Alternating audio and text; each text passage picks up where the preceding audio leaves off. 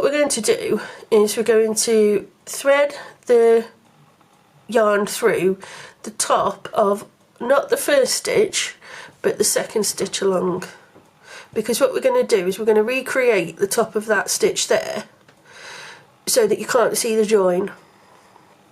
Okay, so it's not that stitch, it's that one there. So we go under both legs of the top of that stitch like that, and then we come through the other side, and because we're mimicking that there, we just want it to sit on top of that stitch. Keep the chains there, so we don't want that to pull tight.